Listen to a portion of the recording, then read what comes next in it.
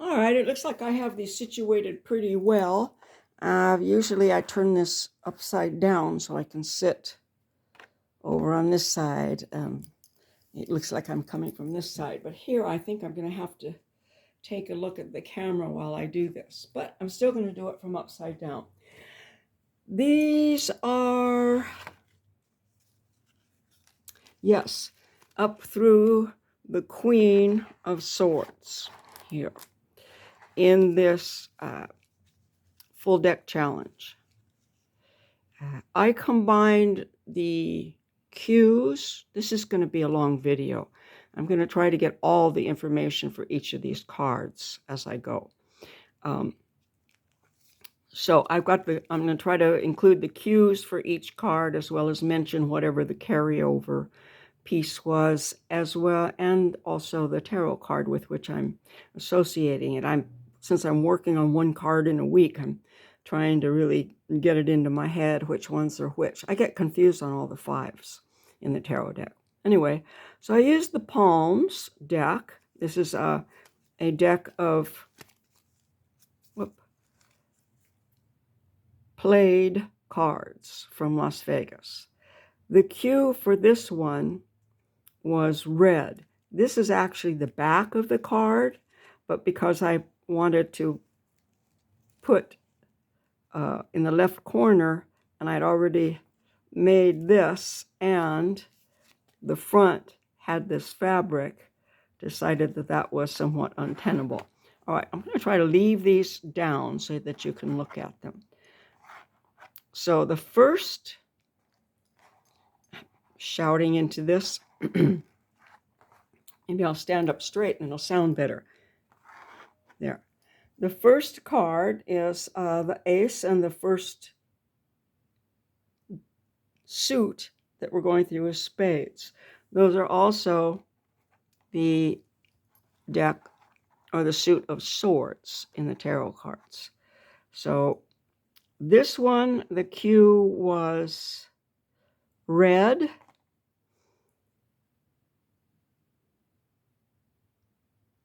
I don't remember what the second cue with it was. And the repeated object was, I don't even remember. Oh, this little tiny brad here. It goes all the way through so that this is movable. Or these two tea things are movable. And I think I decided too, I want to try to use something transparent on all of the aces. And the Ace of Swords is power. The second one, the carryover object was this little brad that allows this to move. Oh, I didn't glue that in yet, it looks like. And the cue was orange and something else. I don't I don't remember what. And there's tea behind everything on these. The next one was yellow, and I just put in a bunch of yellow things. I don't remember exactly what the special cue on this was. I used some staples in order to hold this down. I tried really hard to use a mini iron, a little clover iron, to melt this plastic netting onto here, but I wasn't able to. I didn't coordinate these with what they mean. The two of swords is two swords, kind of two powers against each other, and someone, I think, blindfolded between the two of them. So you're kind of in a state of indecision of ideas. Swords represent the mind or the intellect or ideas. So then this one was just yellow and something. Who knows what all. And the repeated object,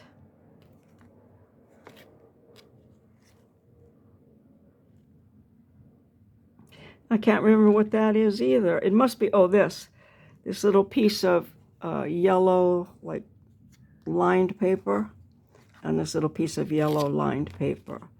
So the 3 of swords is not a good one. It's chaos and rupture, and it's 3 swords sticking into a heart. So this one, again, isn't all that related to that. I'm just sticking with the color. Then this one begins to include the tarot theme.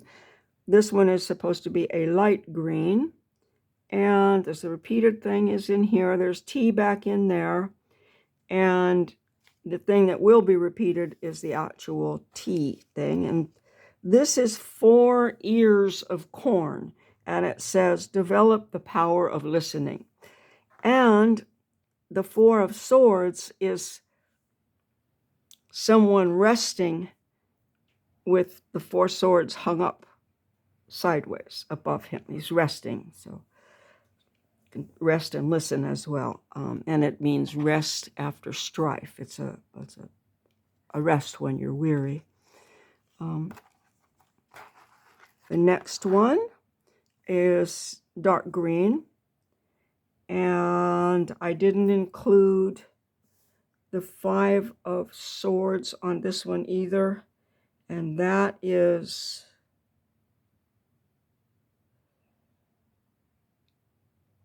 a loss. It's a person standing, and he's picking up the swords that he's won in battle, and the other people are walking away in the background. So that isn't on here either. That's what it is. And this also related back to this. This was listening, develop power of listening. This says, the heart sees deeper than the eye. Okay, so that's the 5. And the repeated element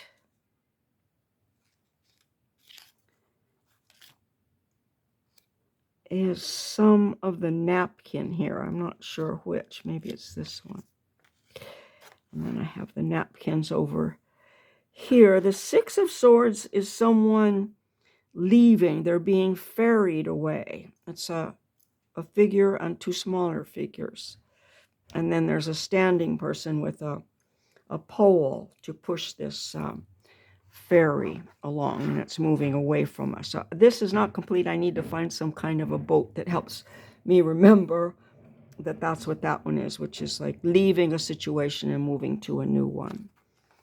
And now, again, swords are your mind, so new thoughts too. The 7 of swords I have here in the tarot deck. We have a person here who's stealing some swords. The other swords are standing up, but he's stealing too. There's an encampment behind him, so there's a sneak thief stealing things. What is he stealing? Power, maybe, because they're swords. But what do swords represent? Ideas. So this is also a card that can indicate plagiarism. So I like that a lot.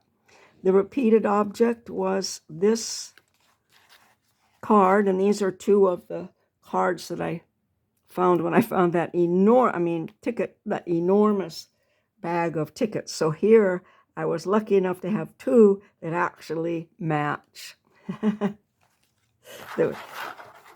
Okay, and then here, lots of blue things on there. This is light blue, dark blue. All right, now this next one is a good one.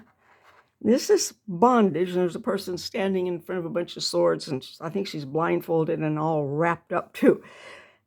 What is in bondage? Ideas.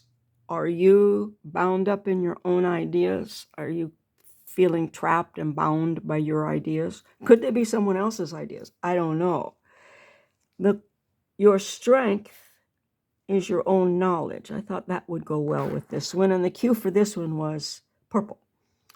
And I have a full moon in here and 2 feathers that kind of, it's a pretty moody card. Oh, the cue on this one was purple and these white, flecks. And I really don't like flecking things on. So I used a wrapper from those snow cookies, those Japanese snow cookies that have the sugar bound up on them like that, rather than flicking. So I used that. And I sewed all of these on. The next one is the 9, and the cue for this one was black flicks and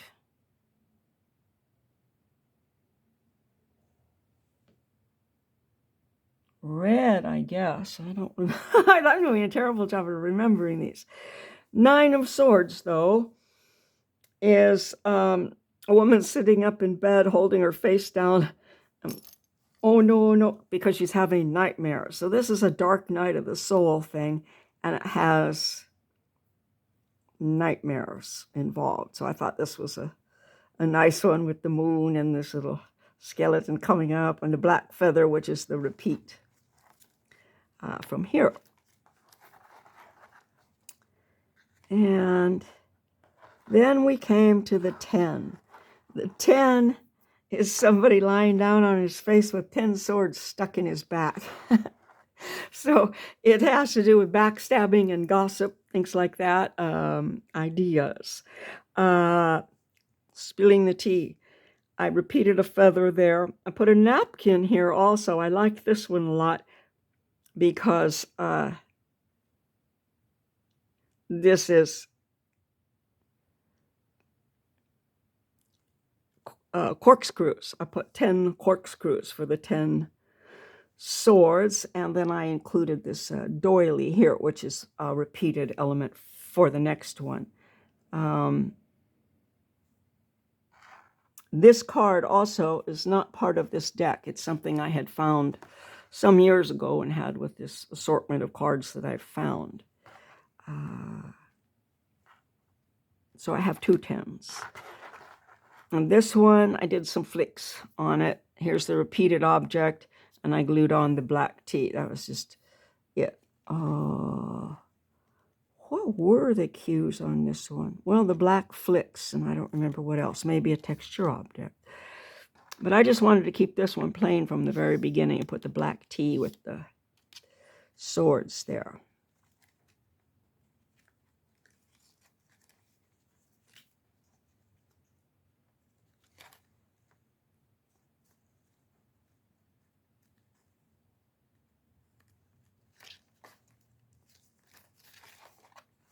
And then the Jack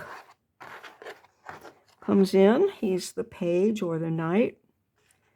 And it was to use some texture paste and a stencil. I used a white tempera, and then the cues, forgot I thought it was white, but it was actually, I thought it was black and white, but actually the cue was black and a little spot of color.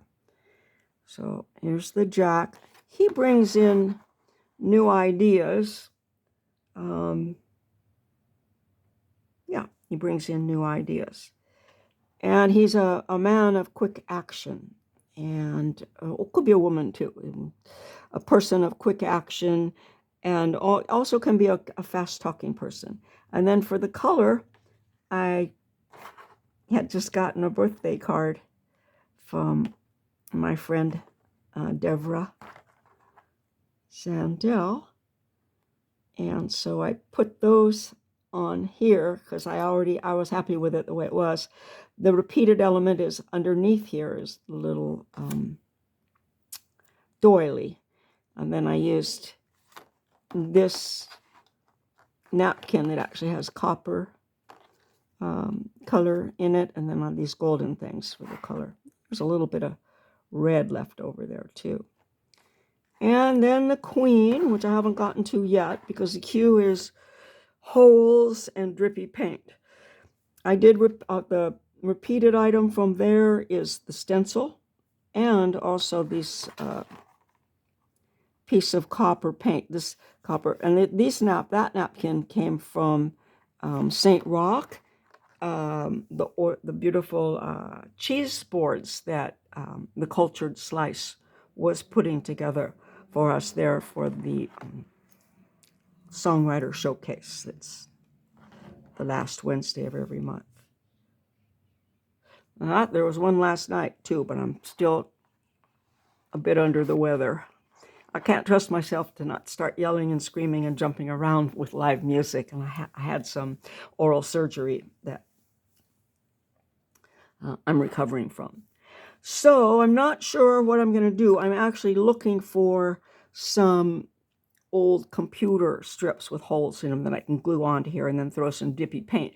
Because all it suggested to me was something like 10 holes, you know, for the 10 swords, and then red blood dripping down. So I didn't want to do that to my queen, because the Queen of Swords is a substantial woman. She's intelligent, and she's strong, and she's substantial, and she's honest and honorable, as is the King of Swords, who will be coming next.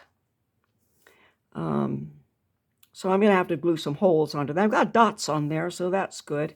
And I watched her video on this last night. Shanuki Arts, SHANOUKIARTS. The full deck challenge. And she had suggested using the drippy paint by going all the way around the edges and letting watercolor drip down. I'm not sure what I'm going to do with that. Yeah.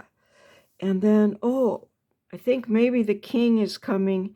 Yes, crazy colors and black marks.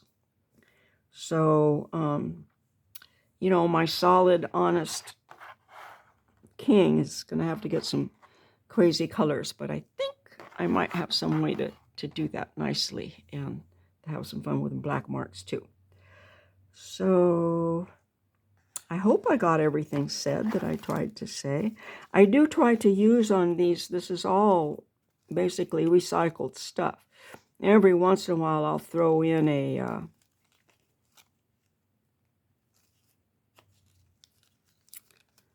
commercial thing like this. These were cut out of a Trader Joe's hand pies thing. So, and the napkins, things from magazines. Okay, so I try to use all recycled stuff in this, rather than kits and so on. These are things that I bought for fun, and I'm getting good use out of them. Yes, the moon here is also the repeated object. Oh, and then I would also like for this one, I found a real black feather about this size. So I'd like to put that on there. I'm not sure where it was. I just went through my bag and didn't see it. And I don't know, do you see also this is a nice shiny napkin there that indicates that he's a person of great energy, intellect and energy. These are shiny too. And I do collect napkins when I go out. If it's a pretty napkin, you'll see me in the corner ripping the colored part off and using the backing, sticking the colored part into my bag, and it'll show up on something later. I love putting napkins on. Oh, also, I'm not using acrylic in here. I did use one little polymer something to stick a little piece down. I don't remember what it was. Oh, to stick these down. I just used a little tiny dot of it to stick those down. But everything else I have done with rice glue or little brads or staples.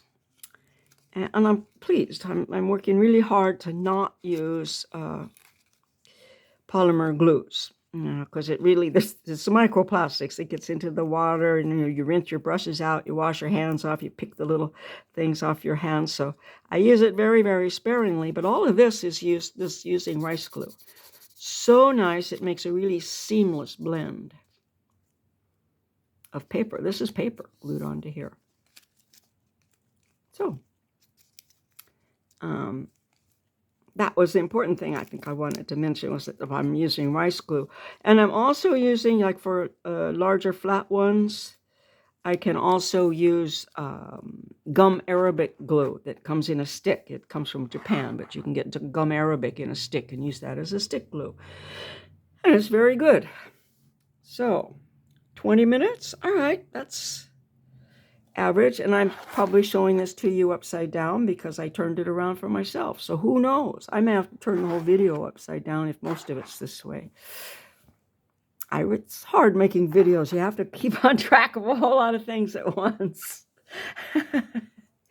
There. And, the queen, I forgot to talk about the queen. The cue for the queen was with holes. Okay, and so I thought, well, I need to figure out where to put the hole for this one. So I'm going to try it out on the queen, because if I put it in the wrong place, it doesn't matter. I have extra holes. But I found it in the good place and got all of these on here using this one as the template for where the hole is for my little ring-bound book.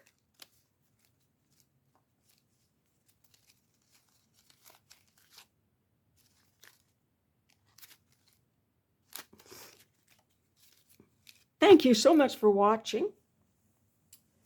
Please subscribe, ask a question, give me a thumbs up, and come back again.